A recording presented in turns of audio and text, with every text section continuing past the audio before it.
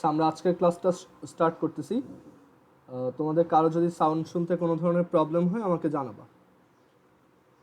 ওকে,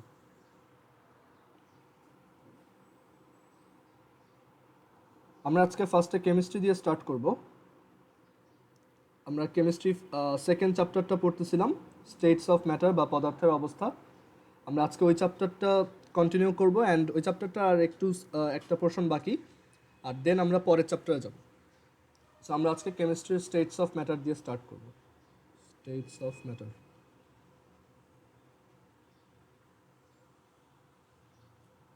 বা পদার্থের অবস্থা। সো আমরা এখানে আগের ক্লাসগুলোতে ডিফিউশনের যে ফর্মুলা সেগুলো শিখে আসছি। আমরা এখন এর পরের যে প্রসেসগুলো আছে সেগুলোতে যাব। আর তোমাদের সবাইকেই টাস্ক দেওয়া ছিল যে ইফিউশনটা নিজে নিজে পড়ার জন্য। আই হোপ সবাই ওইটা বুঝো। আমরা এখন দেখব এখান থেকে যে what is melting and boiling. Melting বা বাংলায় হচ্ছে গলন, গলন, আর আরেকটা হচ্ছে বয়েলিং বা স্ফুটন। বয়েলিং বা স্ফুটন। ওকে, সো এই দুইটা খুবই ফ্যামিলিয়ার টার্ম আমাদের সবার, যে মেল্টিং কি আর বয়েলিং কি। মেল্টিং হচ্ছে আমরা যখন একটা সলিড বা একটা কঠিন পদার্থকে হিট দিয়ে লিকুইডে কনভার্ট করি বা তরলে কনভার্ট করি, সেই প্রসেসটাকেই বলা হয় গলন। আস্তে আস্তে হিট দিয়ে দিয়ে তাপ প্রদান করে আমরা এখানে একটা সলিড সাবস্টেন্সকে যখন একটা লিকুইড সাবস্টেন্সে কনভার্ট করি তখন সেটাকে বলা হয় গলন। ওকে, আর বয়েলিং বা স্ফুটন হচ্ছে আমরা যখন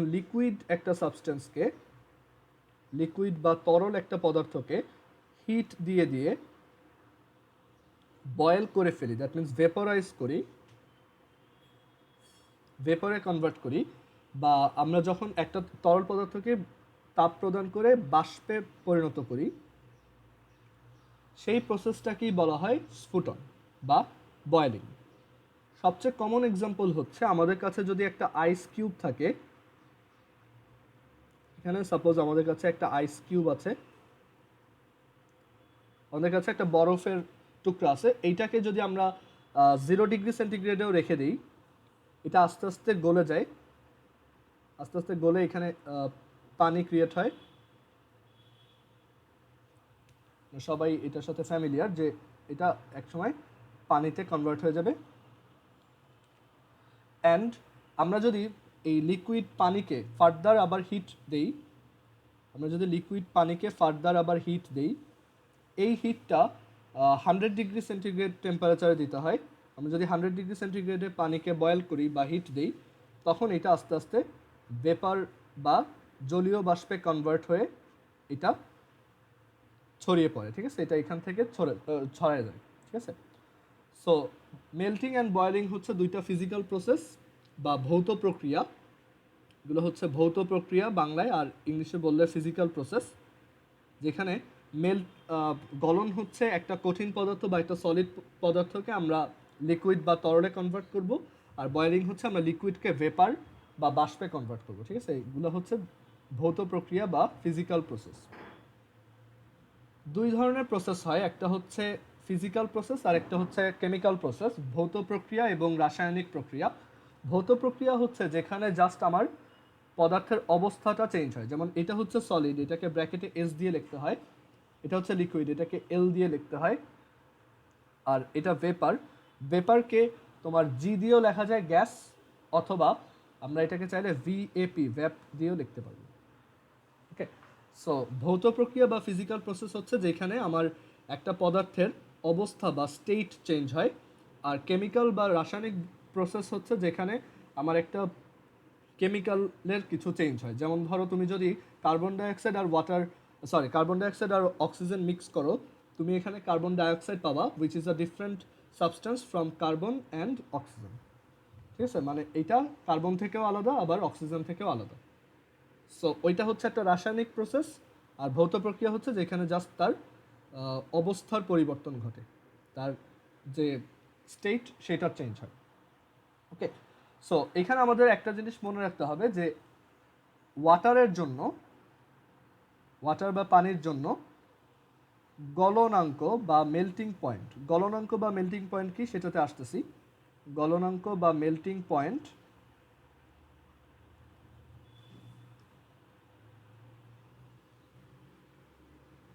গলনাঙ্ক বা মেল্টিং পয়েন্ট হচ্ছে 0°C।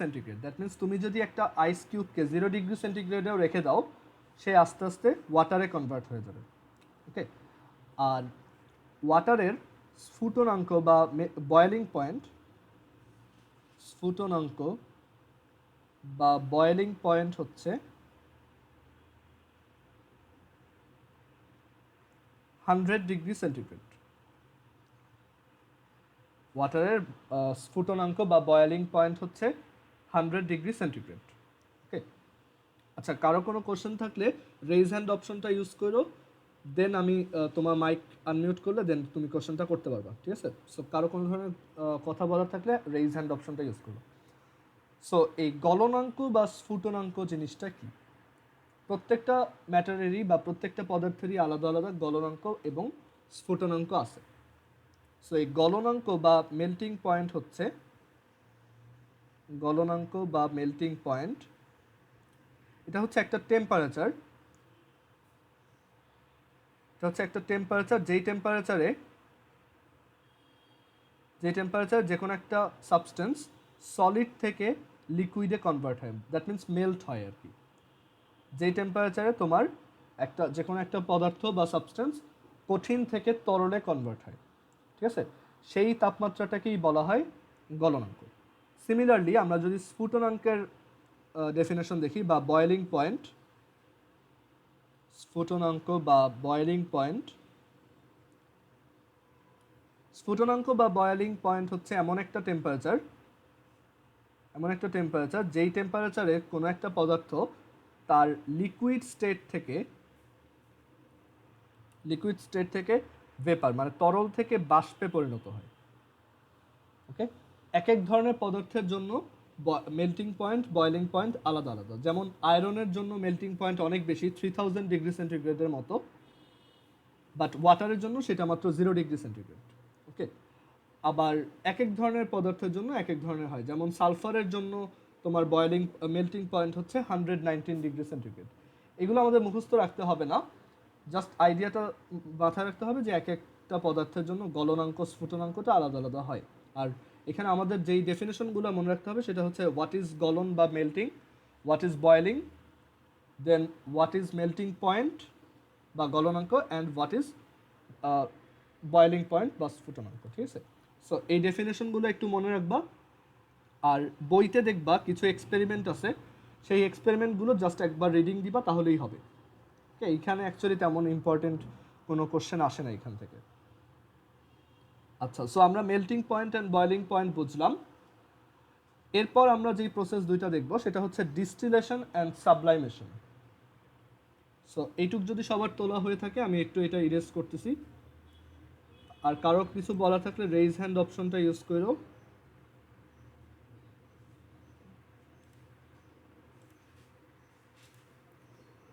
আচ্ছা, সো আমরা এখানে এরপর দেখব ডিস্টিলেশন অ্যান্ড সাবলাইমেশন। দেখো, ডিস্টিলেশন অ্যান্ড সাবলাইমেশন, বাংলা টার্মটা আমি বলতেছি।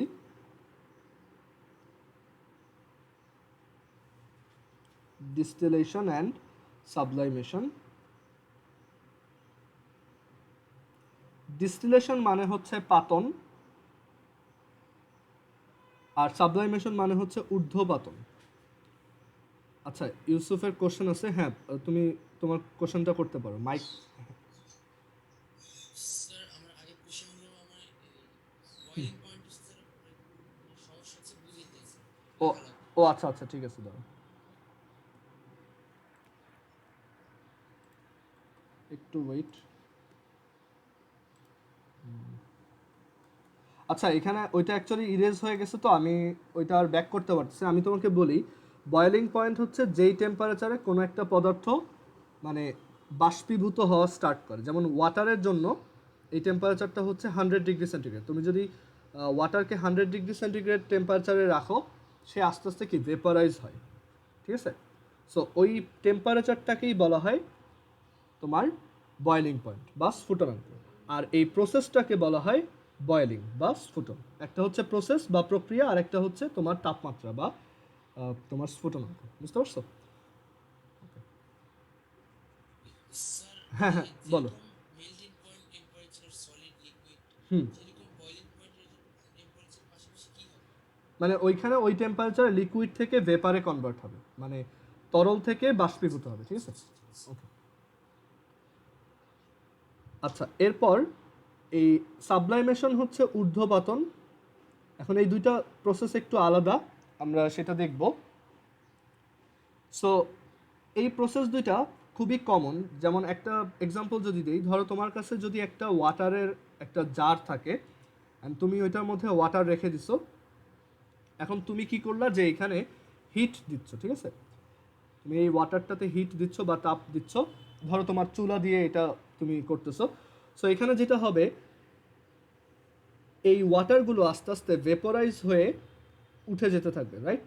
যখন 100 ডিগ্রি সেন্টিগ্রেড রেইজ করবে, তখন এই ওয়াটার ভেপরগুলো এখানে ভেপারাইজ হয়ে বা বাষ্পীভূত হয়ে উঠে যাবে। ওকে। এখন এই ওয়াটার ভেপারগুলো যখন উপরে আমাদের এই যে এখানে একটা আমরা ইয়ার রেখে দিলাম, ধরো একটা ঢাকনি দিয়ে দিলাম। সো আমরা দেখব যে ওয়াটার ভেপরগুলো এই ঢাকনির এখানে গিয়ে আবার তোমার ওয়াটারে কনভার্ট হচ্ছে, রাইট? তুমি যদি একটা তোমার একটা কেতলিতে পানি রেখে দেন ওইটাকে হিট দাও, আর উপরে যদি একটা ঢাকনি দিয়ে রাখো বা একটা কাভার দিয়ে রাখো, তুমি যদি কিছুক্ষণ পরে কাভারটা উঠাও, দেখবা যে কাভারের নিচে ওয়াটার ড্রপলেটস বা পানির ফোঁটা লেগে আছে। সো এটা ইন্ডিকেট করে যে আমাদের এখানে এই ওয়াটার ড্রপগুলো পানি থেকে ভেপারাইজড হয়ে উঠতেছে, অ্যান্ড এইখানে গিয়ে সে আবার ওয়াটারে কনভার্ট হচ্ছে। এখন কথা হচ্ছে এখানে ওয়াটারে কিভাবে কনভার্ট হচ্ছে। এখানে ওয়াটার কনভার্ট হচ্ছে ও মেইনলি এই যে সারফেসটা আমরা রাখতেছি বা এই যে ঢাকনিটা আমরা রাখতেছি, এইখানে এই ওয়াটার ভেপার আবার হিট ছেড়ে দেয়, ঠিক আছে? আমরা জানি যে যে কোনো একটা সলিডকে যদি তুমি হিট দাও, যে কোনো একটা সলিডকে যদি হিট বা তাপ দাও, সে লিকুইডে কনভার্ট হবে। আবার কোনো একটা লিকুইডকে যদি তুমি হিট দাও, সে ভেপারে বা বাষ্পে পরিণত হবে, ঠিক আছে? বাট উল্টাটাও ট্রু। আমরা যদি ভেপার থেকে হিট সামহাউ বের করে নিতে পারি, মানে আমরা যদি হিটটা মাইনাস করে নিতে পারি, হিটটা সরাই নিতে পারি, তাহলে সে আবার লিকুইডে কনভার্ট হবে। অ্যান্ড আমরা যদি লিকুইড থেকে আবার হিট সরাই নিতে পারি, যেমন আমরা পানিকে যখন ফ্রিজে রেখে দিই, তখন ফ্রিজ কী করে, এই লিকুইডটা থেকে যত হিট আছে সেটা বের করে নেয়। ওকে। আর দ্যাটস ওয়াই এই লিকুইডটা আবার বরফে বা আইসে কনভার্ট হয়। সো এখানেও অ্যাকচুয়ালি এটাই হচ্ছে, এই যে ওয়াটার ভেপারগুলো, এগুলো এখানে এই সারফেসটার সাথে যখন আটকাচ্ছে, তখন এই সারফেসটাতে ওদের মধ্যে যত হিট ছিল সেইটা রিলিজ করে দিচ্ছে। ওকে। সো ও এখানে ওর হিটগুলো ছেড়ে দিচ্ছে, অ্যান্ড হিট ছেড়ে দেওয়ার জন্য ও আস্তে আস্তে ভেপার থেকে আবার লিকুইডে কনভার্ট হচ্ছে। ওকে।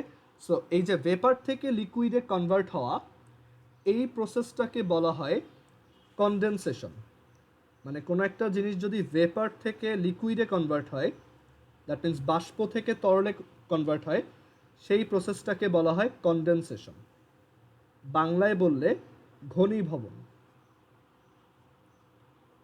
ওকে।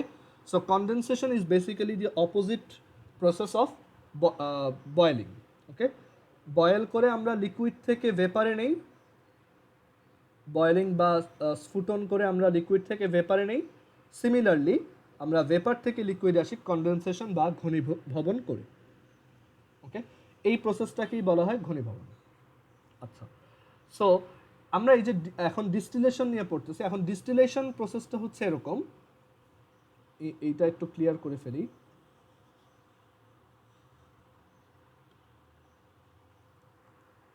এইখানে আমরা এই যে কাজটা করছি, যে আমরা ফার্স্ট অফ অল ওয়াটারকে হিট দিছি, সেটা ভেপারে কনভার্ট হয়েছে, অ্যান্ড দেন আমরা এখান থেকে এই ওয়াটার ভেপারগুলোকে আবার ওয়াটার হিসেবে ব্যাক পাচ্ছি। সো এই প্রসেসটাকেই বলা হয় পাতন বা ডিস্টিলেশন। বেসিক্যালি ডিস্টিলেশন হচ্ছে দুইটা প্রসেসের কালেকশন বা সমন্বয়, ডিস্টিলেশন বা পাতন। এটা ডিস্টিলেশন বা পাতন মানে হচ্ছে ভেপারাইজেশন আর বয়েলিং একই, ভেপারাইজেশন আর বয়েলিং যেটা একই মিনিং, বা এটা হচ্ছে স্ফুটন। আমি সবগুলোর সিনোনিমগুলোও লিখতেছি যাতে তুমি কোথাও কনফিউজ না হও। স্ফুটন বা বাষ্পীভবন প্লাস কনডেনসেশন বা ঘনীভবন। সো এই দুইটা প্রসেসকে একসাথে বলা হয় ডিস্টিলেশন বা পাতন, কনডেনসেশন বা ঘনীভবন। সবাই কি এটা বুঝতে পারছো? কারো কোনো কোশ্চেন আছে এই রিলেটেড, যে পাতন বা ডিস্টিলেশনটা কি? আচ্ছা, এখন তুমি জিজ্ঞেস করতে পারো যে পাতন বা ডিস্টিলেশন এই প্রসেসটা কেন আমাদের জন্য ইম্পর্টেন্ট। ওকে, সো এটার খুব সহজ একটা এক্সাম্পল যদি দেই, সাপোজ তোমার কাছে কেউ সল্টি ওয়াটার বা লবণাক্ত পানি দিছে, মানে তোমাকে পানি দিছে বাট সেটা লবণাক্ত। ওকে, বা ধরো তুমি সমুদ্রে আসো বা সিতে আসো, এখান থেকে পানি কালেক্ট করলো বাট তুমি ওইটা দেখলা যে ওইটা খাওয়া যাচ্ছে না কারণ এটা অনেক বেশি সল্টি বা লবণাক্ত। সো তুমি এইটা কিভাবে ঠিক করতে পারো? তুমি এখানে যেটা করতে পারো সেটা হচ্ছে তুমি এই নিচ থেকে ওকে প্রচুর হিট দিবা, আর এখানে তুমি একটা ঢাকনি দিয়ে রাখবে। ওকে,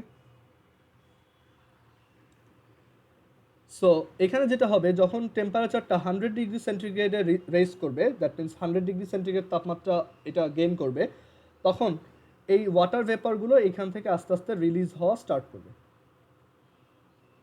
সো এই জিনিসটা ভেপোরাইজড হতে থাকবে অ্যান্ড এইখানে এই সারফেসে জমা হতে থাকবে। এখন এইখান থেকে তুমি যদি সামহাউ এই ওয়াটার ভেপারগুলোকে কালেক্ট করে, মানে এই যে ওয়াটার ভেপার আবার কনডেন্সড হচ্ছে, সেটাকে সামহাউ কালেক্ট করে আরেকটা জারে নিতে পারো, তাহলে তুমি কিন্তু সেখানে পিওর ওয়াটার পাবা। কারণ এখানে ভেপোরাইজ হবে ওয়াটারের ভিতরে যে সল্ট ছিল, সল্ট কিন্তু ভেপোরাইজড হবে না, সল্টটা এখানেই পড়ে থাকবে। সো এটা অ্যাকচুয়ালি ওয়াটার পিউরিফিকেশনের জন্য খুবই তোমার ভালো একটা প্রসেস, যে আমরা চাইলেই ওয়াটারকে পিউরিফাই করতে পারি। আমরা ওয়াটারটাকে বয়েল করে ওই যে ভেপর বা বাষ্পগুলো ক্রিয়েট হবে সেটাকে যদি আমরা আবার কনডেন্স করি, মানে আমরা যদি ওভারঅল একটা ডিস্টিলেশন বা পাতন এই প্রসেসটা পারফর্ম করি, তাহলে আমরা এখান থেকে কিন্তু পিওর ওয়াটার পাবো এখানে। ওকে, তো এটা ছিল সল্টি ওয়াটার, আর এটা হচ্ছে pure water. So I hope সবাই বুঝতেছো যে ডিস্টিলেশন বা পাতন কেন ইম্পর্টেন্ট। এটা তোমরা যখন কেমিস্ট্রি ল্যাবে এক্সপেরিমেন্ট করবা, তোমাদের ক্লাস 9-এ বা 10-এ দেখবা, কলেজে স্কুলে তোমার ল্যাব এক্সপেরিমেন্ট করাবে, তখন তুমি এটা রিলেটেড আরও ভালো বুঝতে পারবা এটার ডিটেলস। আচ্ছা, সো এটা গেল ডিস্টিলেশন আর সাবলাইমেশন, ডিস্টিলেশন আর পাতন। এবার আমরা দেখব সাবলাইমেশন প্রসেসটাও খুব ইন্টারেস্টিং, সবাই একটু দেখো।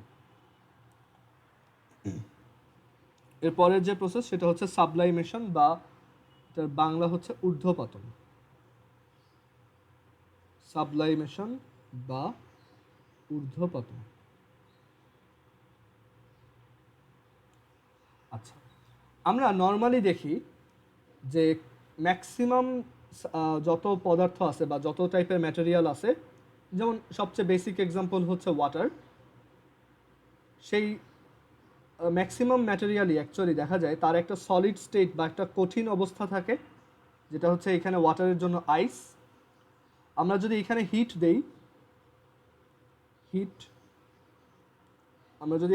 দেই, তাহলে ও লিকুইডে কনভার্ট হবে। আমরা এখান থেকে ওর লিকুইড স্টেটটা দেখতে পাবো। এরপর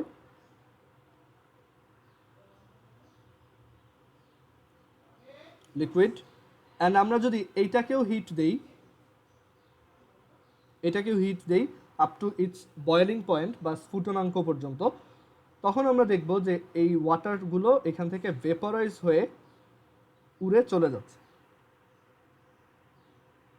ওকে, সো ম্যাক্সিমাম পদার্থই দেখা যায় যে সলিড থেকে লিকুইড, দেন লিকুইড থেকে ভেপার বা বাষ্পে কনভার্ট হয়। বাট কিছু ম্যাটেরিয়াল আছে, কিছু পদার্থ আছে যাদেরকে তোমার সলিডে হিট দিলে সেটা ডিরেক্টলি ভেপারে কনভার্ট হয়। মানে এটা হচ্ছে কিছু এক্সেপশনাল ম্যাটেরিয়াল আছে যাদেরকে তাদের সলিড স্টেটে বা কঠিন অবস্থায় তুমি যদি হিট দাও, এটা ডিরেক্টলি ভেপারে কনভার্ট হবে। ওকে, এটা ডিরেক্টলি ভেপারে কনভার্ট হবে সলিড থেকে। সো এই যে প্রসেসটা, যে কিছু তোমার সলিড ম্যাটেরিয়াল আছে যাদেরকে হিট দিলে ডিরেক্টলি ভেপারাইজড হয়, এই যে প্রসেসটা, এই প্রসেসটাকেই বলা হয় সাবলাইমেশন বা ঊর্ধ্বপাতন। মানে কোনো একটা কঠিন পদার্থকে তাপ দিলে বা হিট দিলে যদি সেটা ডিরেক্টলি ভেপার বা বাষ্পে পরিণত হয়, আমরা সেই প্রসেসটাকেই বলি সাবলাইমেশন। ওকে, এখন এরকম এক্সাম্পল যদি আমরা একটা চিন্তা করি, এরকম একটা এক্সাম্পল খুব অহরহ দেখা যায়, সেটা হচ্ছে ন্যাপথলিন। ওকে, আমরা বাসায় যে ন্যাপথলিন ইউজ করি আমাদের কাপড় চোপড়ের মধ্যে রাখার জন্য, সেই ন্যাপথলিন হচ্ছে বেসিক্যালি সাবলাইমেশনের একটা এক্সাম্পল। ন্যাপথলিন দেখবা যে তুমি যদি কোথাও ন্যাপথলিন রেখে দাও এরকম, সেটা দেখবা আস্তে আস্তে ছোট হয়ে যাচ্ছে, অ্যান্ড একসময় এটা পুরোপুরি ভ্যানিশ হয়ে যায়।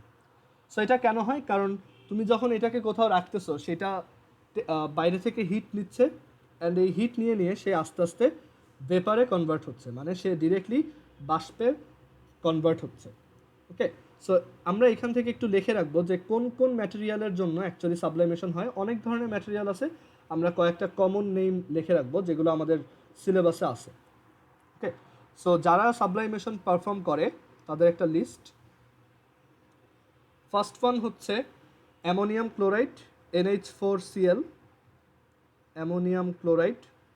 অ্যামোনিয়াম ক্লোরাইডের সলিডকে বা কঠিন অবস্থায় তুমি যদি তাকে হিট দাও, এটা ডিরেক্টলি ভেপার বা বাষ্পে পরিণত হবে, মানে ওর কোনো লিকুইড স্টেট বলতে কিছু নাই। ওকে, দেন সেকেন্ড টাইপের যে সাবস্টেন্স আছে সেটা হচ্ছে CAM4। CAM4 এইটার আমরা একটু ইয়াটা মনে রাখবো, ফর্মুলাটা C10H16O, এটাকে বলা হয় CAM4। এটা একটা কেমিক্যাল সাবস্টেন্স। দেন থার্ড ওয়ান হচ্ছে ন্যাপথলিন, আমরা যেটা দেখলাম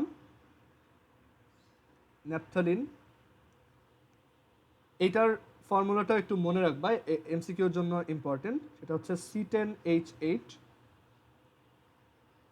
আর দেন ফোর্থ হচ্ছে solid carbon dioxide. Solid carbon ডাইঅক্সাইডকে যদি হিট দেওয়া হয়, এটা ডিরেক্টলি ভেপারে কনভার্ট হয়, অ্যান্ড এইটা অ্যাকচুয়ালি এটা এক্সাম্পল হিসেবে যদি বলি, আমাদের যে ফায়ার এক্সটিংগুইশারগুলো থাকে সেইটার ভিতরে অ্যাকচুয়ালি কার্বন ডাইঅক্সাইডের পাউডার থাকে, বাট আমরা যখন ফায়ার এক্সটিংগুইশার বা এই যে আগুন নির্বাপক এটাকে যখন স্প্রে করি, এটা অ্যাকচুয়ালি ভেপার হিসেবে বের হয়ে আসে। ঠিক আছে, সো এই সলিড কার্বন ডাইঅক্সাইড এটাও অ্যাকচুয়ালি একটা সাবলাইমেশন হয় এরকম একটা সাবস্টেন্স। দেন ফিফথ ওয়ানটা হচ্ছে iodine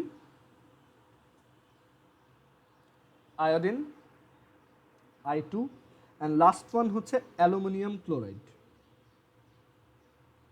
6 number aluminium chloride, AlCl3। So এইগুলো একটু আমাদের মনে রাখতে হবে, এমসিকিউতে আসতে পারে যে কাদের সাবলাইমেশন বা ঊর্ধ্বপাতন হয়। সো এখানে তোমার যেটা মনে রাখতে হবে, সাবলাইমেশন বা ঊর্ধ্বপাতন এই প্রসেসটা কি, আর এই প্রসেসটা অ্যাকচুয়ালি কি ঘটে, আর আরেকটা জিনিস হচ্ছে যে কাদের সাবলাইমেশন হয়। এখানে কিছু কমন সাবস্টেন্সের নাম লেখা আছে। ওকে, সো আমাদের এই চ্যাপ্টারটা অ্যাকচুয়ালি এই পর্যন্তই, আমাদের এই চ্যাপ্টার আর কিছু নাই। সো আমরা এরপর পরের চ্যাপ্টারে চলে যাব। আমাদের এই চ্যাপ্টারে আমরা শিখলাম, ফার্স্ট অফ অল শিখছি যে ম্যাটারের কি কি স্টেট থাকতে পারে, মানে কি কি অবস্থা থাকতে পারে, কঠিন, তরল, বায়বীয়। দেন আমরা দেখছি যে ব্যাপন বা ডিফিউশন কি। দেন আমরা আরও একটা টার্ম দেখছি, সেটা হচ্ছে ইফিউশন হচ্ছে বেসিক্যালি ডিফিউশনেরই একটা তোমার আইসোমর্ফ, মানে একটা রূপভেদ। ওকে, মানে ডিফিউশনের মতোই, জাস্ট ইফিউশনের ক্ষেত্রে একটা হাই প্রেশার কাজ করে। আর এরপর আমরা দেখলাম ডিস্টিলেশন, সাবলাইমেশন, পাতন, ঊর্ধ্বপাতন, আর হচ্ছে গলন বা মেল্টিং, দেন বাষ্পীভবন, আর হচ্ছে কনডেনসেশন। আমরা এই কয়টা প্রসেস দেখছি, বাষ্পীভবন বা ভেপারাইজেশন আর বয়লিং, ভেপারাইজেশন অর বয়লিং। আচ্ছা, আরেকটা ব্যাপার, এই ভেপার বানানটা কিন্তু VAPOR অ্যান্ড OUR দুইটাই কারেক্ট। সো এটা ইন্টারচেঞ্জেবলি আমি ইউজ করি যখন যেটা ইচ্ছা হয়। বাষ্পীভবন আর আরেকটা হচ্ছে ঘনীভবন বা কনডেনসেশন। সো এই প্রসেসগুলো আমরা এই চ্যাপ্টার থেকে শিখছি, যেটা আমাদের অ্যাকচুয়ালি পরবর্তীতে কাজে লাগবে। আর এই প্রসেসগুলো অ্যাকচুয়ালি তোমাদেরকে ল্যাবে দেখানো হবে যখন তোমরা ক্লাস স্টার্ট করবা, তখন দেখবা যে এইগুলো প্রত্যেকটাই তোমাকে ল্যাবে এক্সপেরিমেন্ট করে দেখাচ্ছে। সো আমরা এর পরের চ্যাপ্টারটায় চলে যাব। পরের চ্যাপ্টারটা বেশ ইম্পর্ট্যান্ট একটা চ্যাপ্টার। এখানে আমরা অ্যাকচুয়ালি অ্যাটমের স্ট্রাকচার নিয়ে পড়ব। সো এই চ্যাপ্টার রিলেটেড যদি কারো কোনো কোশ্চেন থাকে আমাকে জিজ্ঞেস করতে পারো, তারপর আমি পরের চ্যাপ্টারে যাচ্ছি।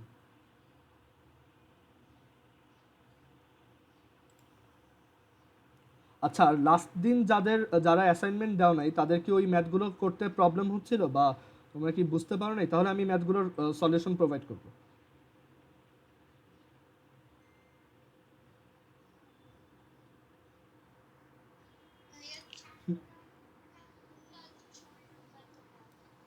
চার নাম্বার আর 6 নাম্বার ওই দিনের। আচ্ছা, সো আমি ওইটা তোমাকে সলিউশনটা লিখে, হ্যাঁ বলো। আচ্ছা, আমি ওইটা সলিউশনটা লিখে দেন তোমাকে ওইটা প্রোভাইড করবো, ঠিক আছে? ওইটা আমি গ্রুপে সলিউশনগুলো দিয়ে দিব। সো যারা যেগুলো পারো নাই একটু মিলাই নিবা, ওকে? আর যেই কয়টাই পারো আমাকে সেন্ড করবা, কারণ আমি তুমি যদি কমও সেন্ড করো কোনো প্রবলেম নাই, বাট তোমার অ্যাটলিস্ট ট্রাই করতে হবে, ওকে? আচ্ছা, সো আমরা এর পরের চ্যাপ্টারটাতে চলে যাচ্ছি। এটা হচ্ছে স্ট্রাকচার অফ ম্যাটার।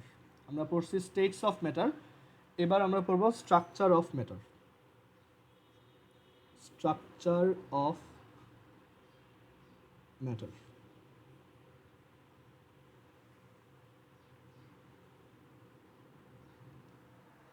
বা পদার্থের গঠন।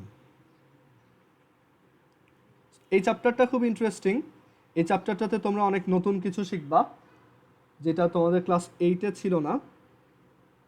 আর আচ্ছা, তোমরা অনেকেই মেসেজ দিচ্ছ ফিজিক্সের ম্যাথের ব্যাপারে। হ্যাঁ, এটা আমি করে দিব, সমস্যা নেই। আচ্ছা, সো আমরা এখন পরের চ্যাপ্টারটাতে যাই, স্ট্রাকচার অফ ম্যাটার বা পদার্থের গঠন। এই চ্যাপ্টারটা বইতে যে সিকোয়েন্সে দেওয়া আছে, আমি অ্যাকচুয়ালি ওই সিকোয়েন্সটা প্রেফার করি না। আমি একটু এটা নিজের মতো পড়াই। দেখো, আমরা সবার আগে একটু চিন্তা করি যে আমরা ক্লাস 8-এ দেখে আসছিলাম যে কোনো ধরনের ম্যাটার বা পদার্থ অ্যাকচুয়ালি কম্পাউন্ড দিয়ে তৈরি। ম্যাটার বা পদার্থ অ্যাকচুয়ালি কম্পাউন্ড বা যৌগ দিয়ে তৈরি। আর এই কম্পাউন্ডগুলোর ভিতরে কি থাকে? আমরা জানি কম্পাউন্ডগুলোর ভিতরে থাকে মলিকিউল বা অণু। আর এই মলিকিউলগুলোকেও যদি আমরা আস্তে আস্তে ভাঙতে থাকি, তাহলে আমরা যেটা পাবো সেটা হচ্ছে অ্যাটম বা পরমাণু, ওকে? সো আমরা এই যে আমাদের চারপাশে যা কিছু দেখতেছি, এই যে পুরো ইউনিভার্স, এই পুরো ইউনিভার্সটাই অ্যাকচুয়ালি এই একই স্ট্রাকচারে বানানো।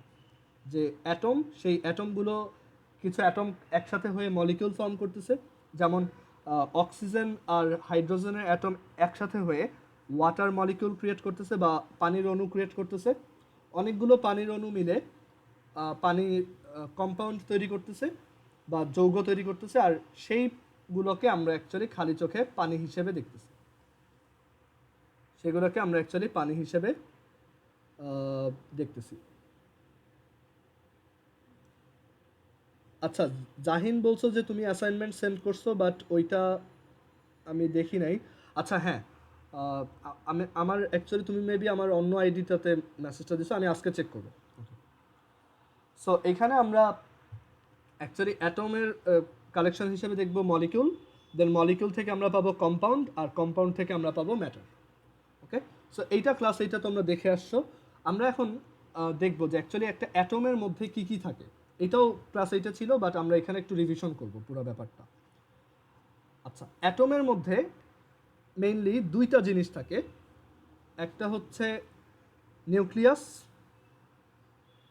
আর আরেকটা হচ্ছে ইলেকট্রন। একটা অ্যাটমের মধ্যে নিউক্লিয়াস থাকে অ্যান্ড ইলেকট্রন থাকে।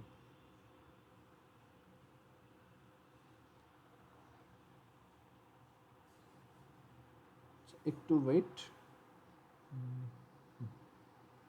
একটা অ্যাটমের মধ্যে থাকবে নিউক্লিয়াস অ্যান্ড ইলেকট্রন। আচ্ছা, অ্যান্ড এই নিউক্লিয়াসের মধ্যে আবার থাকে proton and neutron. Proton and neutron. আচ্ছা, যদিও এই অ্যাটম ওয়ার্ডটা আসছে গ্রিক ওয়ার্ড অ্যাটমস থেকে। অ্যাটমস মানে হচ্ছে ইনডিভিজিবল, মানে যাকে আর ডিভাইড করা যায় না। ইনডিভিজিবল দ্যাট মিন্স তাকে আর ডিভাইড করা যাবে না, মানে অ্যাটম হচ্ছে সবচেয়ে ছোট জিনিস।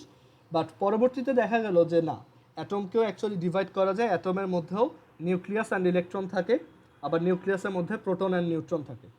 ওকে, সো বাট এই নামটাকে আর চেঞ্জ করা হয় নাই। এটা অ্যাকচুয়ালি একটা কনভেনশন বা একটা ট্রেডিশন হয়ে গেছে যে এটার নামটা আমরা অ্যাটমই রাখবো। ওকে, সো এই অ্যাটমের মধ্যে প্রোটন অ্যান্ড নিউট্রন থাকে, আর এই নিউক্লিয়াসের চারপাশে ইলেকট্রন রোটেটিং অবস্থায় থাকে। আচ্ছা, সো আমরা যদি একটা বেসিক অ্যাটমের স্ট্রাকচার দেখি, যেমন সবচেয়ে বেসিক অ্যাটম হচ্ছে হাইড্রোজেন। হাইড্রোজেনের নিউক্লিয়াসের মধ্যে জাস্ট একটা প্রোটন থাকে। এটার ভিতরে জাস্ট একটা প্রোটন।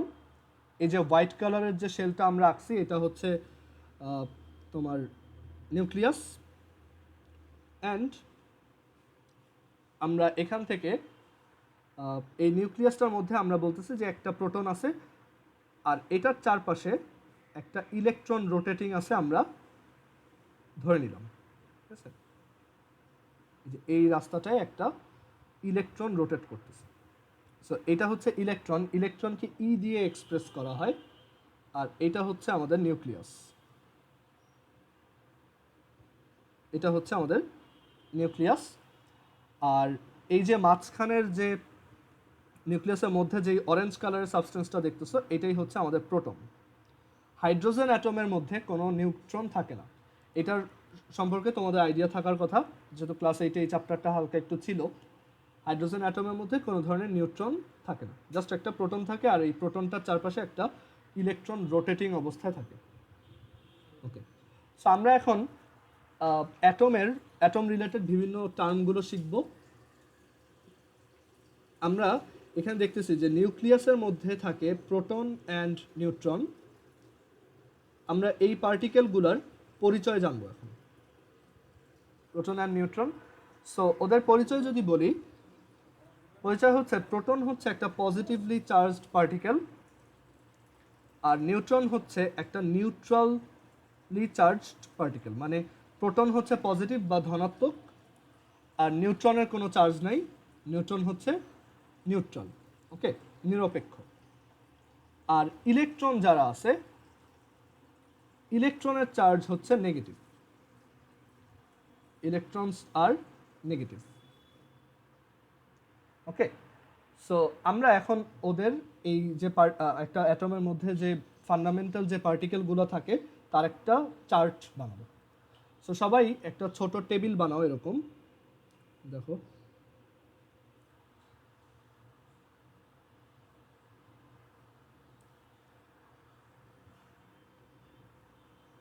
সো এখানে একটা টেবিল বানাও এরকম। এটা হচ্ছে প্রোটন,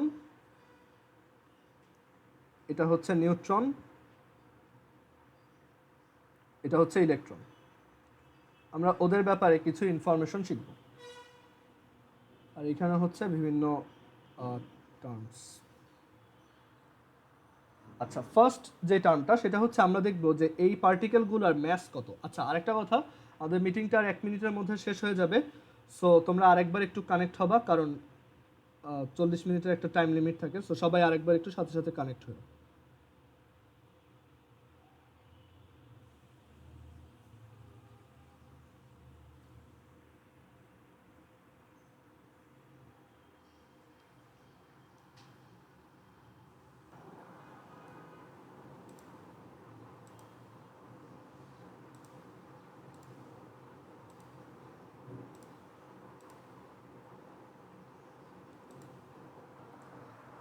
ওকে, সো আমরা এখানে অ্যাটমের যে এই পার্টিকেলগুলো আছে সেগুলো রিলেটেড কিছু টার্ম দেখব।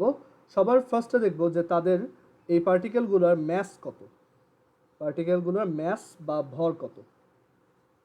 এগুলো খুবই টাইনি পার্টিকেল, এগুলো অ্যাকচুয়ালি ইলেকট্রন মাইক্রোস্কোপ ছাড়া এগুলোকে দেখা যায় না। সো এই প্রোটনের ম্যাস হচ্ছে 1.675 ইন্টু 10⁻⁻24 কেজি। ওকে, 1.675 ইন্টু 10⁻⁻4, এটা কেজি না, এটা হবে গ্রাম। ওকে, হচ্ছে গ্রাম। ওকে, সো প্রোটন এই পার্টিকেলটার ম্যাস বা ভর হচ্ছে 1.675 ইন্টু 10⁻⁻24 গ্রাম। এগুলো অ্যাকচুয়ালি মুখস্থ রাখা লাগে না, এগুলো ক্যালকুলেটরে দেওয়া থাকে। আর নিউট্রনেরটাও সেম। অ্যাকচুয়ালি নিউট্রনেরটা হচ্ছে 1.675, আর এই প্রোটনেরটা কিছু কিছু কেজে 1.673 হয়, আবার কিছু কিছু কেজে 1.674। এটা অ্যাকচুয়ালি ভ্যারি করে এক এক ধরনের পার্টিকেলের ক্ষেত্রে এক এক ধরনের, বাট আমরা নর্মালি অ্যাজিউম করব যে প্রোটন আর নিউট্রনের ম্যাসটা সেম। ওকে, প্রোটন আর নিউট্রনের ম্যাস অ্যাকচুয়ালি একই হয়, অলমোস্ট কাছাকাছি। আর ইলেকট্রনের ম্যাস হচ্ছে 9.11 ইন্টু 10⁻⁻28 গ্রাম। সো ইলেকট্রন দেখো প্রোটনের, আচ্ছা হ্যাঁ ইউসুফ তুমি কোশ্চেনটা করো, বলো। স্যার হ্যাঁ, এখানে আমি কিছুক্ষণ আগে স্যার কেটে স্যার এখানে বড়টা জি হয়েছে কেন গ্রামে ও না না, ওইটা কেজি না, আমি একটু ভুল লিখছিলাম, ওইটা গ্রাম হবে। বুঝতে পারছো? তুমি যদি কেজি দিয়ে লিখতে চাও তাহলে এটা এরকম হবে 1.675 ইন্টু 10⁻⁻27 কেজি। ঠিক আছে, কারণ এত কেজি সমান এত গ্রাম। ঠিক আছে, ওকে। সো আমরা এখান থেকে দেখলাম যে কোন পার্টিকেলের ম্যাস কত। এখন এরপরে আমরা দেখব যে এই পার্টিকেলগুলোর কার চার্জ কতটুকু, কার চার্জ কতটুকু। চার্জ, প্রোটন হচ্ছে পজিটিভলি চার্জড। প্রোটনের চার্জ হচ্ছে পজিটিভ 1.6 ইন্টু 10⁻⁻19 কুলম। চার্জের ইউনিট হচ্ছে বা একক হচ্ছে কুলম, সি দিয়ে লেখা হয়। এটা তুমি যখন স্ট্যাটিক ইলেকট্রিসিটি বা স্থির তড়িৎ চ্যাপ্টারটা পড়বা ফিজিক্সে তখন শিখবা। আর নিউট্রনের কোনো চার্জ নাই, নিউট্রনের চার্জ হচ্ছে 0। আর ইলেকট্রনের চার্জ হচ্ছে এই প্রোটনের যে চার্জ থাকে সেটাই, বাট নেগেটিভ, মানে equal but negative. Negative 1.6 into 10⁻⁻19 coulomb, এটা হচ্ছে ইলেকট্রনের চার্জ। আচ্ছা, দেন আমরা একটা জিনিস দেখব, সেটা হচ্ছে রিলেটিভ চার্জ বা আপেক্ষিক চার্জ। রিলেটিভ চার্জ বা আপেক্ষিক চার্জ।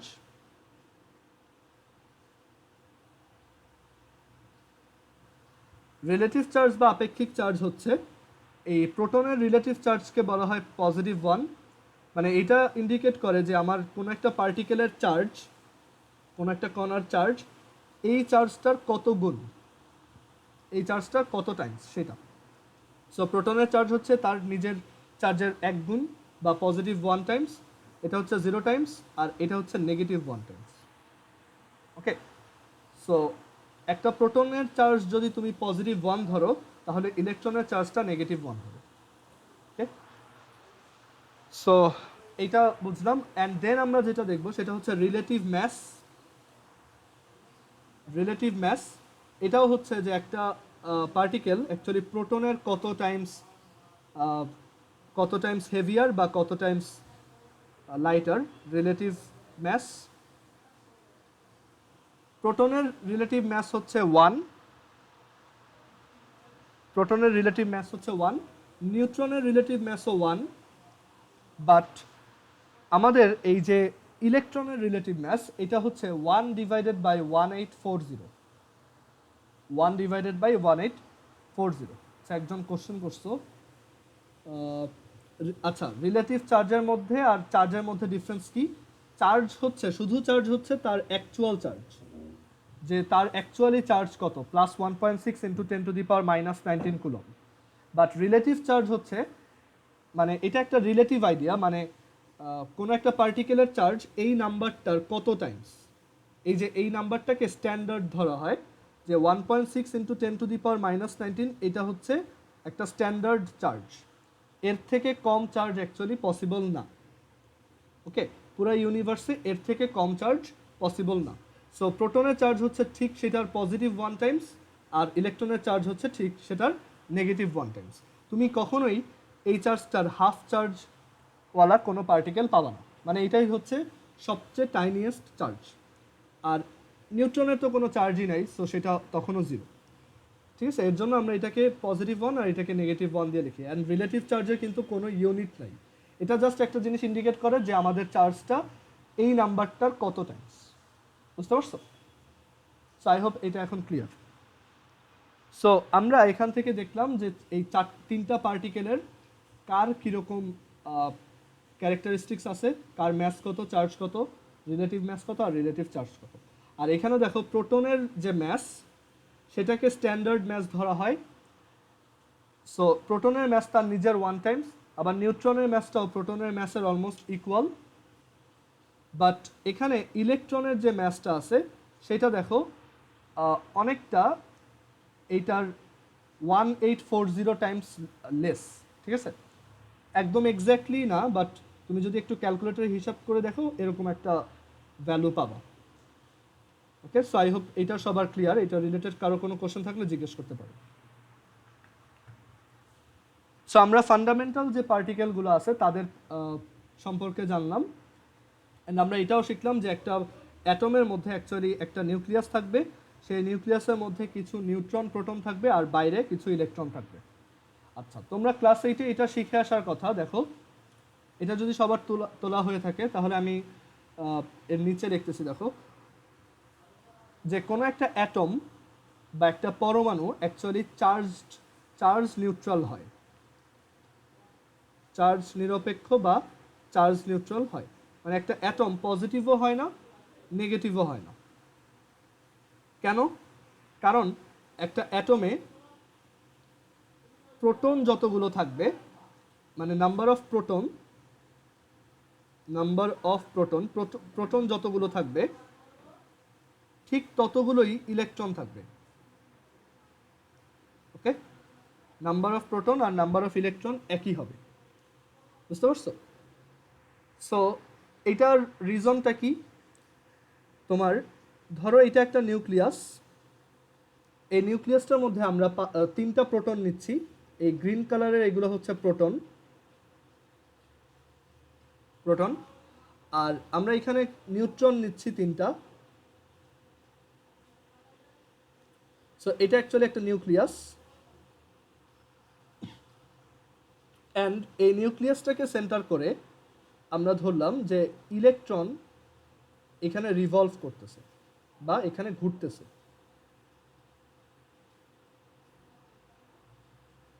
এখানে ইলেকট্রন রিভলভ করতেছে। আচ্ছা, সো এখানে এই যে ইলেকট্রন রিভলভ করতেছে, এখানে অ্যাকচুয়ালি 3টা ইলেকট্রন থাকে। কেন 3টা ইলেকট্রন? কারণ তোমার সব কিছুই ইকুইলিব্রিয়াম পছন্দ করে। ওকে, মানে সব কিছুই একটা স্টেবিলিটিতে থাকতে চায়। এখানে দেখো এই নিউক্লিয়াসটাতে প্রোটন আছে 3টা, সো আমরা বলতে পারি এখানে 3টা পজিটিভ চার্জ আছে, 3টা প্লাস চার্জ আছে। আর এখানে যেহেতু নিউট্রন আছে 3টা, ওদের কোনো চার্জ নেই। সো এই ওভারঅল এই নিউক্লিয়াসটা অ্যাকচুয়ালি এটার ভিতরে 3টা পজিটিভ চার্জ আছে। এখন এই ইলেকট্রনগুলো এক একটা নেগেটিভ চার্জ, আমরা রিলেটিভ চার্জ দিয়ে চিন্তা করতেছি। সো ইলেকট্রনগুলো হচ্ছে এক একটা নেগেটিভ চার্জ। এখন তুমি যখন স্ট্যাটিক ইলেকট্রিসিটি পড়বা ফিজিক্সে চ্যাপ্টার 9, তখন দেখবা যে একটা পজিটিভ চার্জ আর একটা নেগেটিভ চার্জ অ্যাট্রাক্ট করে। ঠিক আছে, তাদের মধ্যে একটা অ্যাট্রাকশন বা আকর্ষণ কাজ করে। ওকে, সো এর জন্যই এইখানে যদি 3টা পজিটিভ চার্জ থাকে, সেটাকে ব্যালেন্স করার জন্য বাইরে টোটাল 3টা নেগেটিভ চার্জ থাকবে। এই একটা নেগেটিভ চার্জ, এই একটা নেগেটিভ চার্জ, এই একটা নেগেটিভ চার্জ। আর এর জন্যই আমাদের অ্যাটমগুলো চার্জ নিরপেক্ষ বা নিউট্রাল হয়। কারণ তাহলে আমার এই পুরো অ্যাটমের টোটাল চার্জ কত? 3টা পজিটিভ চার্জ প্লাস 3 প্লাস তিনটা নেগেটিভ চার্জ -3, তাহলে টোটাল চার্জ কত? 0। সো এর জন্যই বলা হয় যে একটা অ্যাটম অ্যাকচুয়ালি চার্জ নিউট্রাল, কারণ অ্যাটমের মধ্যে ঠিক যেই কয়টা প্রোটন থাকে ঠিক সেই কয়টা ইলেকট্রনই বাইরে ঘুরতে থাকে। ওকে, বুঝতে পারছো এটা সবাই? কারো কোনো কোশ্চেন? আচ্ছা, আর তোমরা এটাও দেখে আসছিলা ক্লাস 8-এ যে নাম্বার অফ প্রোটন, এটার একটা সুন্দর নাম আছে। নাম্বার অফ প্রোটন বা কোনো একটা অ্যাটমে বা কোনো একটা পরমাণুতে যতগুলো প্রোটন থাকে সেটাকে বলা হয় তার পারমাণবিক সংখ্যা বা অ্যাটমিক নাম্বার। পারমাণবিক সংখ্যা বা অ্যাটমিক নাম্বার।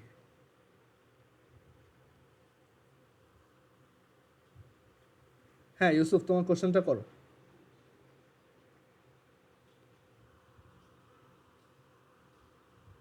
হ্যালো,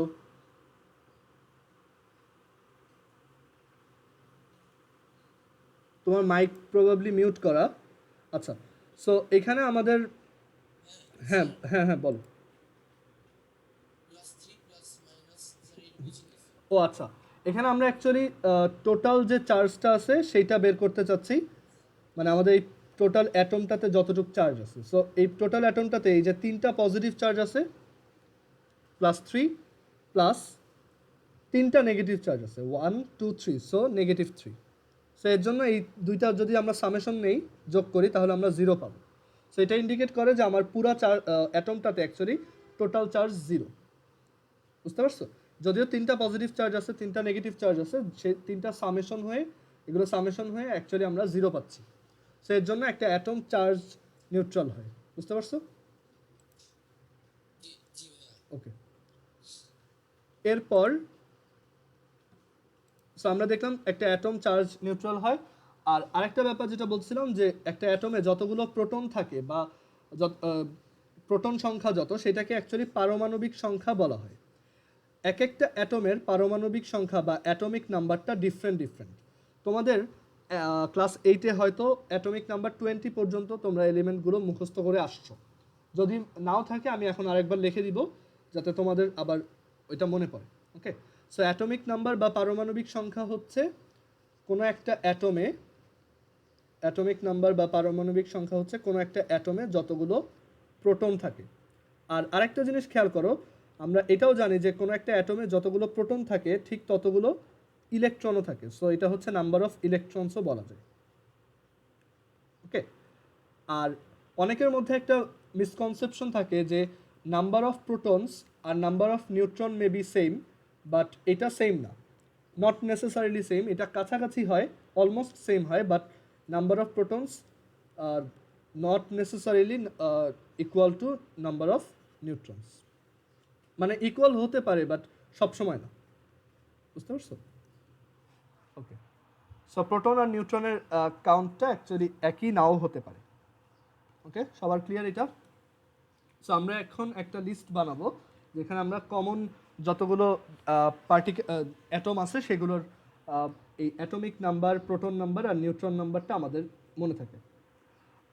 আর আরেকটা ব্যাপার হচ্ছে, তোমরা এইটা দেখছো কিনা আমার ঠিক আইডিয়া নাই, যে কোনো একটা অ্যাটমকে এভাবে এক্সপ্রেস করা যায়। এই যে সাইনটা, এটাকে বলা হয় কাপ্পা। ঠিক আছে?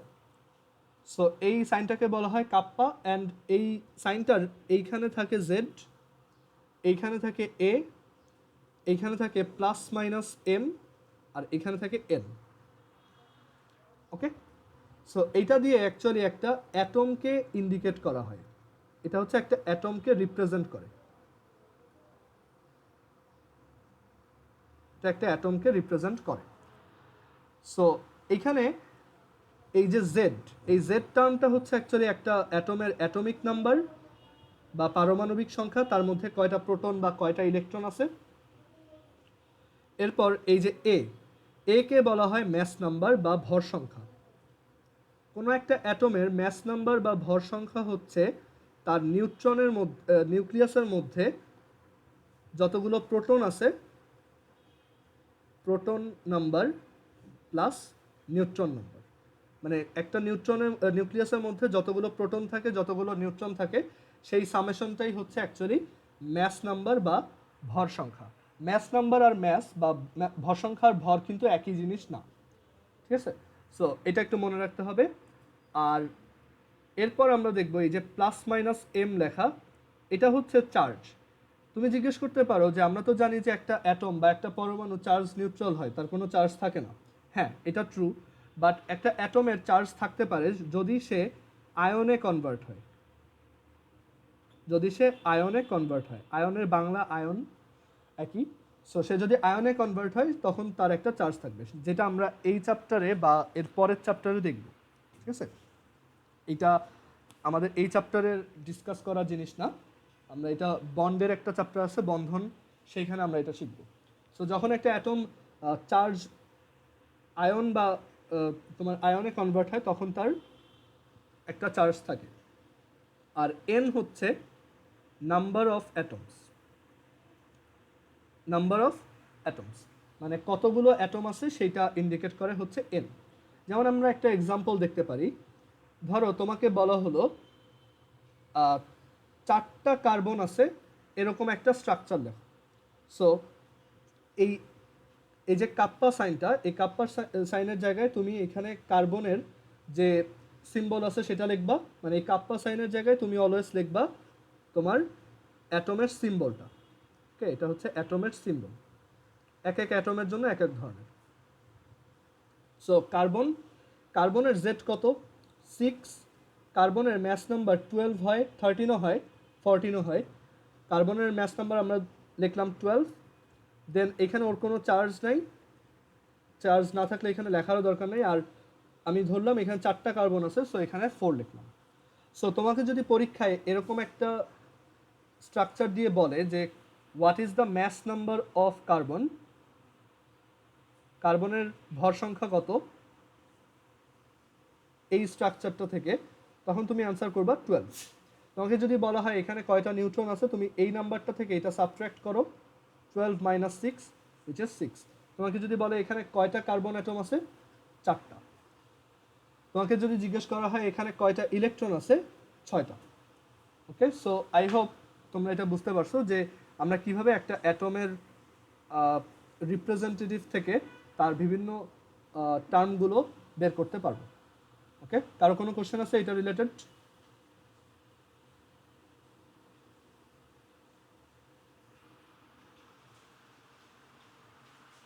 আচ্ছা, সো আমরা, হ্যাঁ বলো, কারো কোনো কোশ্চেন আছে? আচ্ছা, সো আমরা এখান থেকে দেখলাম যে একটা অ্যাটমকে কিভাবে রিপ্রেজেন্ট করতে হয়। এখন আমরা একটা লিস্ট বানাবো, এটা করে আজকে কেমিস্ট্রিটা শেষ করব। দেখো, আমরা একটা লিস্ট বানাবো যেখানে আমরা ফার্স্টে একটা অ্যাটমের নাম লিখব, দেন তার ম্যাস নাম্বার লিখব, সরি তার অ্যাটমিক নাম্বার লিখব, অ্যাটমিক নাম্বার,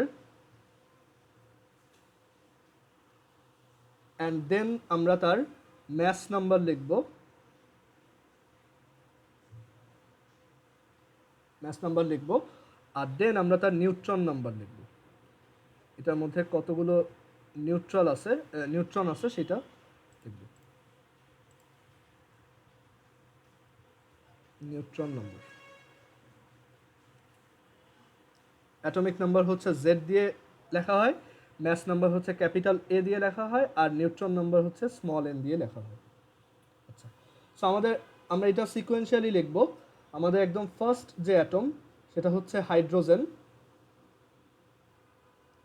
হাইড্রোজেন, তার সিম্বল হচ্ছে এইচ, তার অ্যাটমিক নাম্বার হচ্ছে 1, ম্যাস নাম্বারও 1, কারণ তার নিউট্রন নাম্বার হচ্ছে 0। আচ্ছা, অ্যাটমিক নাম্বার হচ্ছে electron number and proton number, দুইটাই। ওকে, আচ্ছা, দেন সেকেন্ড ওয়ান, হাইড্রোজেনের পর হিলিয়াম। হিলিয়ামের অ্যাটমিক নাম্বার 2, ম্যাস নাম্বার হচ্ছে 4, কারণ তার মধ্যে নিউট্রন থাকে 2টা। দেন লিথিয়াম, Li363। ওকে, তুমি দেখবে ম্যাক্সিমাম কেসে অ্যাকচুয়ালি নিউট্রন আর প্রোটন নাম্বারটা একই হয়। দেন বেরিলিয়াম, Be, এখানে 4টা, এখানে 8টা, এখানে 4টা বেরিলিয়াম। দেন বোরন, সো বি 5 10 5 দেন 6 নাম্বার হচ্ছে কার্বন কার্বন কার্বনে এটা 6 এটা 12 এটাও 6 নর্মালি যদিও কার্বনের আইসোটোপ আছে সেটা তোমরা যখন আইসোটোপ পড়বা তখন দেখবা দেন নাইট্রোজেন এন দিয়ে এক্সপ্রেস করা হয় এটা হচ্ছে 7 14 7 প্রথম দিকে দেখবা যে এই অ্যাটমিক নাম্বার আর নিউট্রন নাম্বারটা একই অ্যান্ড ম্যাস নাম্বারটাও ঠিক ডাবল বাট এটা আস্তে আস্তে ডেভিয়েট হয় মানে আস্তে আস্তে এটা আর ঠিক থাকে না কিছুক্ষণ পরে দেখবা যে এটা আর মিলতেছে না অক্সিজেনের সিম্বল হচ্ছে ও 8 16 8 দেন ফ্লোরিন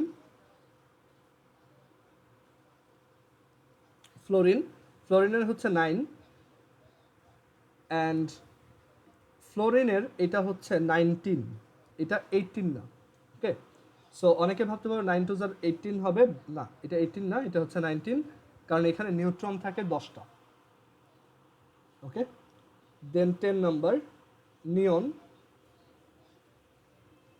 NE 10 20 10 ওর মধ্যেও নিউট্রন থাকে 10টা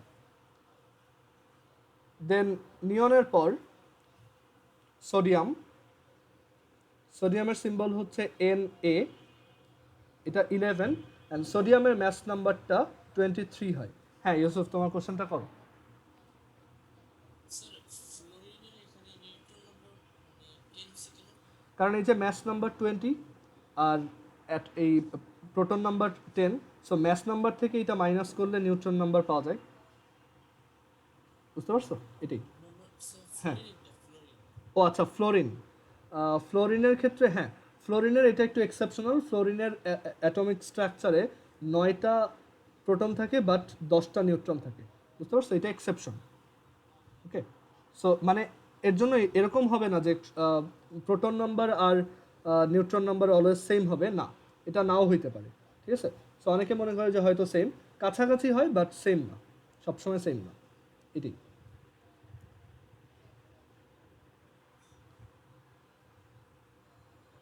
আচ্ছা এরপর সোডিয়ামের ক্ষেত্রে দেখো সোডিয়ামটাও এক্সেপশনাল এখানে ম্যাস নাম্বারটা 23 হয় কারণ তার মধ্যে নিউট্রন থাকে 12টা দেন 12 ম্যাগনেসিয়াম ওর সিম্বল হচ্ছে Mg 12 এটাতে থাকে 24 এটাও 12 এটা নর্মাল দেন 13 অ্যালুমিনিয়াম Al 13 এইটাতে 27 হচ্ছে ম্যাস নাম্বার কারণ তার নিউট্রন থাকে 14টা ওকে দেন অ্যালুমিনিয়ামের পর সিলিকন Si 14 আচ্ছা একজন কোশ্চেন করছো ডিফারেন্ট কালার দিয়ে কি ইন্ডিকেট করি এটা জাস্ট এমনিতেই দেখতে ভালো দেখায় এর জন্য সিলিকন 14 দেন হচ্ছে 28 আর এটা হচ্ছে 14 ওকে দেন 15 নাম্বার হচ্ছে ফসফরাস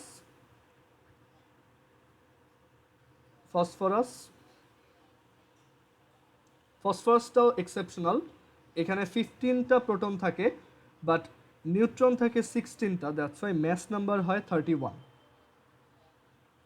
ওকে দেন 16 হচ্ছে সালফার 16 32 16 এটাও নর্মাল 17 হচ্ছে ক্লোরিনের সিম্বল হচ্ছে Cl ক্লোরিনের সিম্বল হচ্ছে Cl একটু ওয়েট দাও হ্যাঁ ক্লোরিনের সিম্বল হচ্ছে Cl এটাও এক্সেপশনাল 17 বাট এখানে নিউট্রন থাকে 18টা দ্যাটস ওয়াই এটা 34 না হয়ে 35 হয়ে যায় ওকে অ্যান্ড 18 আর্গন